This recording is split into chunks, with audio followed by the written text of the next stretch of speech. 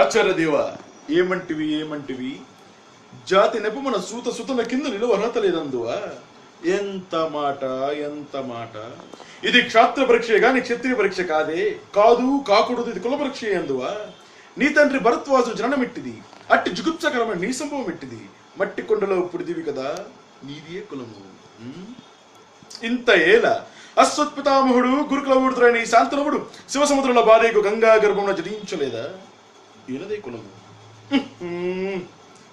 నాతో చెప్పింతవేమయ్యా? మా వంశమునకు మూల పురుషుడు వశిష్ఠుడు దేవవైశ్య గోరుసి పుత్రుడు కాడా?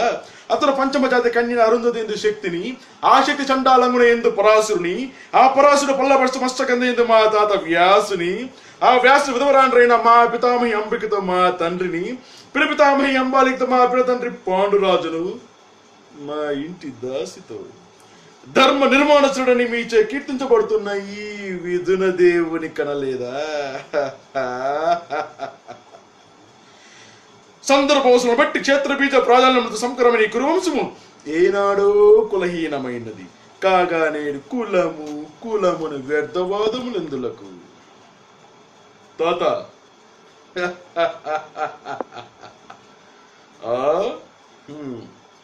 రాచరికమా అర్హతను నిర్ణయించున్నది. అయినా మా సామ్రాజ్యంలో సస్యశ్యామలమై సంపద విరామమై వెలుగొందు ఈ యంగ రాజ్యంకి ఇప్పుడు ఇతని మూర్తి శక్తులు గావించదను. సోదరా దుశ్శాసన, ఆ నరక నవరత శక్తి కిరీటము వేగముగా తమ్ము. మామ గాంధార సారభౌమ సృజనమయ మండిత సువర్ణ సింహాసము దెప్పింపుము. ప్రజనులారా, పుణ్య భాగీరథి నదీతో అందుకొనుడు. కళ్యాణ భటులారా, మంగళ సూర్య రవములు సుస్వరముగా మోగనిండు. వంద బాణతులారా, కరుణ మహారాజుని కైవారముగా వింపుడు. పుణ్యాంగనులారా, వీర విశ్వ తలకు పాడ భాగమున కస్తూరి తిలకం తీర్చిదిద్ది బహుజన సుకృత పరిపాక సాలబ్ద సహజ కవచ కైస వైడూర ప్రమాణం చోలికి వాంఛలరేగా వీరగంధము విద్యారాలకుడు. నేను ఈ సకల మహాజన సమక్షమున పండిత పరిషత్ మధ్యమున సర్వదా సతత సహస్రద ఈ కుల కలంక పంకములను శాశ్వతముగా